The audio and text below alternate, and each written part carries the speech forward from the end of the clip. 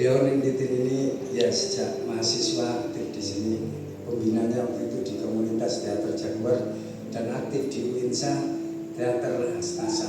Saya gabung teater mulai masuk kuliah di UINSA Fakultas Pendidikan atau Tarbiyah tahun 1992 sampai sekarang masih nyambangi adik-adik, dan juga ikut aktif di Les Bumi PWN Jatim, kemudian Dewan Kesenian Sidoarjo, dan juga Dewan Kesenian Jatim kadang-kadang aktif.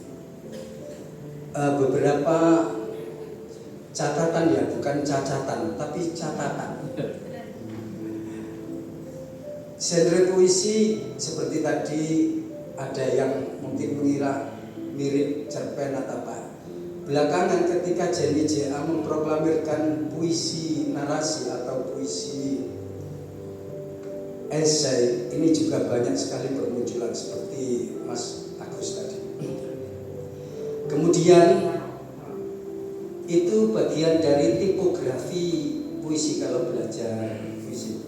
Kebetulan saya meskipun aktif teater juga saya ikut secara formal belajar sastra, karena saya selain kuliah di UINSA, gelarnya waktu itu SAG, saya juga punya S1 Pendidikan Bahasa dan Sastra Indonesia. Itu juga ada beberapa hal tadi itu.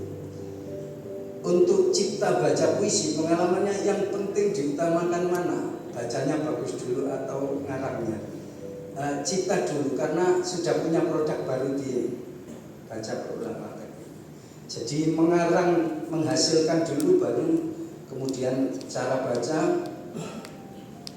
Satu, cara baca itu juga ada keterpengaruhan kalau melihat YouTube-nya Serendra atau penyair M. Hairul Najib, Gusmus, macam-macam. Karena banyak sekali tulisannya bagus, tapi penyair tersebut bacanya kurang bagus sesuai isinya. Seperti Pak Zawin Melon itu sama, tulisannya bagus, bacanya juga bagus.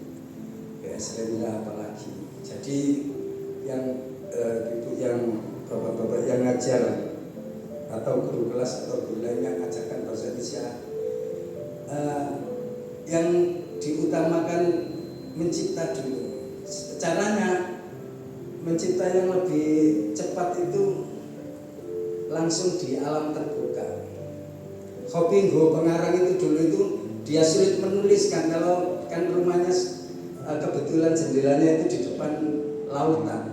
Ya ceritakan kalau tidak melihat laut itu imajinasinya itu bisa berjalan. Nah, apa ini proses kreatif masing-masing itu ya beda-beda. Ada yang cukup duduk selesai puisi, ada yang bahkan 1 bulan baru selesai puisi juga ada. Jadi kita ketahui sendiri, kita menulis itu dengan cara bisa berproses itu pada saat apa. Satu. Terus yang kedua, jangan pernah mengadili karyanya sendiri. Wah, puisi gue dia sendiri yang merasa jelek, tidak pede, apalagi penonton atau pendengar. Saya dulu pernah pengalaman jadi penyiar radio ya di Suara Muslim Surabaya sama Suara Perak Jaya ya beberapa tahun, karena penyiar freelance. Itu pernah kalau kedatangan mewawancarai yang pinter-pinter sastra itu ya diantaranya kebiasaan itu tidak mesti berproduksi itu bagus. Yang penting teori air mengalir, jadi ditulis saja, nanti diedit sendiri, dicoret-coret kayak membuat artikel makalah itu kalau kuliah. Jadi seperti itu lama-lama akan bagus. Kemudian saya ujikan ini layak bagus atau enggak, saya ujikan untuk dikirimkan lomba. Sekarang kan banyak lomba online atau offline. Tapi pengalaman pertama kali puisi saya dimuat itu waktu aliyah kelas 3 pada saat saya mondok di Denanyar Jombang. Itu dimuat di majalah Departemen Agama Jawa Timur, itu pertama kali. Waktu itu dapat hasil 7.500. Harga nasi waktu itu di Jombang 150 rupiah untuk yang terulang. Jadi catatannya cipta baca puisi ini yang penting bisa mengarang dulu banyak, kemudian bisa membacanya. Kalau saya kayaknya gak punya bakat ngarang tapi membaca, gak apa-apa, diteladani bacanya. Biasanya ada penyelenggara lomba itu disiapkan panitia puisinya para penyair, kemudian dia membaca. Itu sebagai catatan. Kemudian apresiasi untuk para peserta ini semua karya keoriginalitasannya bisa dipertanggungjawabkan, artinya bagus, sudah percaya diri. Biasanya kalau diberi tugas kan langsung AI. Itu saya sempat itu mengajak teman-teman guru untuk menulis puisi, itu banyak yang dikirimkan itu dari AI. Ya, dia kurang percaya pada dirinya, lebih percaya pada AI tadi. Terus yang terakhir, saya tidak berbakat, tak bakat-bakat artinya begini, bakat atau tidak, kerja keras. Kalau hobi ini terus setelah lomba malas, nanti kalau ada lomba baru. Nah, yang penting ini dijadikan hobi atau kesenangan, hubun ya. Jadi senang walaupun apa, tapi biasanya kalau pengajar seringkali untuk memberi tugas kepada murid-muridnya, jadi ditingkatkan untuk bisa tidak hanya pas pas ada lomba. Jadi ada dua hal, yang pertama konsepsi, yang kedua kontemplasi. Kalau kita mengarangnya itu secara konsepsi, pokoknya tak target 4 paragraf terus selesai, ini konsepsi. Tapi kalau kontemplasi, meskipun tidak diangan-angan jadi 4 paragraf, tapi mengalir saja, ini jauh lebih baik. Jadi kontemplasi dulu dibanding konsepsi.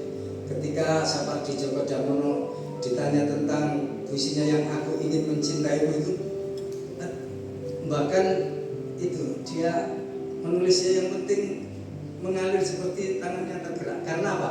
Kebiasaan menulis. Sulit untuk menghasilkan puisi yang baik kalau tidak dilatih dan terus yang itu perlu puisi-puisi yang jelek itu disimpan. Nah, itu perkembangannya tahu. Gus dulu itu pernah bilang, jangan dikira saya dimuat di koran atau majalah itu gara-gara kiai tak muat ya. Enggak, sama berproses.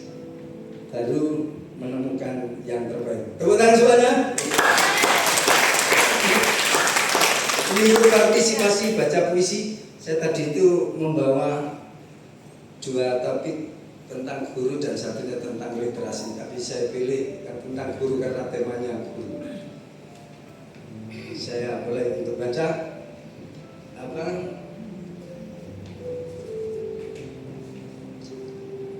berbagi inspirasi. Saya tadi juga berinspirasi cara bacanya. Saya juga mencari cara baca sesuai dengan karakter saya sendiri.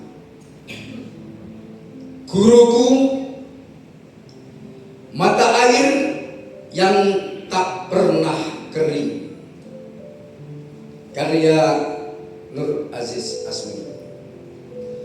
Guruku, mata air yang tak pernah kering, menyemai mimpimu yang selalu berdenting, pada semangat mengeja masa depan, membasuh kemarau dengan cinta dan ketulusan.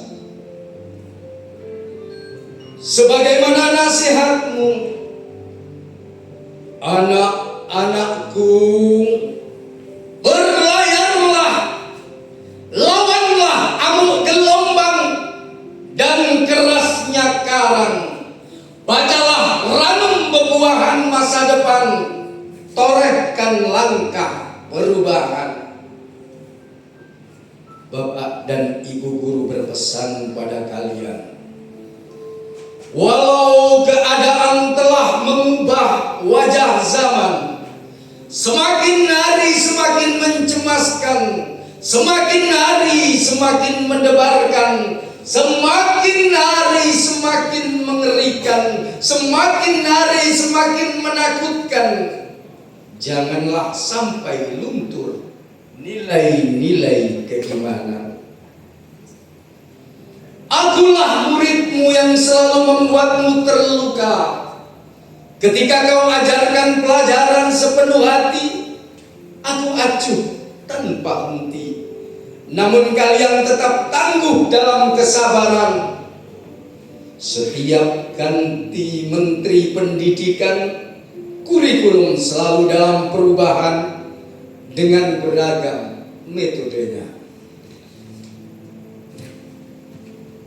Dengan pendekatan deep learning, pembelajaran mendalam singgah di pelabuhan kesuksesan. Guru tak kenal lelah membangun keteladanan agar murid-muridnya punya karakter sopan bertindak dan santun bertutur, memegang nilai budi pekerti luhur, berakhlakul karim. Terima kasih kami haturkan pada kalian yang mengajarkan kami membaca pengetahuan, yang mengajarkan kami menulis peradaban, yang mengajarkan kami bertata krama, yang menorehkan jiwa kami untuk menjadi anak yang berbudi pekerti. Guru dan murid saling memberikan spirit, bertekad memajukan sekolahnya, madrasahnya, tetap menggelorakan cita-cita muridnya agar tumbuh hebat dan berkembang pesat. Guru-guruku tetaplah menjadi pendidik-pendidik yang penuh keteladanan dan menjadi uswah hasanah. Tak perlu risau, tak perlu galau, jalani apa adanya, tetaplah tersenyum. Asal pembelajaran tetap berjalan, mencetak generasi yang pandai dan militan.